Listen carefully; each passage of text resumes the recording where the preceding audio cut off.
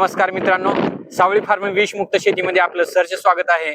तर आज आपण बनवत आहोत जीवामृत। यासाठी आपण घेतलेलं आहे देशी गाईचं गोमूत्र, हरभऱ्याचं पीठ, देशी गाईचं शेण आणि हे गुळाचे पाणी। हे 200 लिटर पाणी घेतलेलं आहे। झाडाच्या बुडाची आपण काळी माती घेतलेली आहे। हे गोमूत्र आपण त्यामध्ये मिक्स करत आहोत।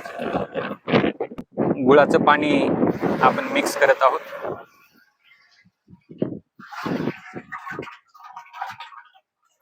हे झाडाच्या बुडाची माती आपण त्यामध्ये टाकत आहोत। हे आपण बेसन पीठ आपण त्यामध्ये मिक्स करत आहोत। हे देशी गाईचं शेण आपण एका सुती कापडामध्ये बांधून घेत आहोत।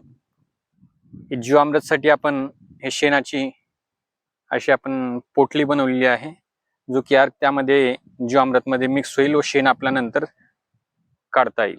हे असं द्रावण बनलेलं आहे।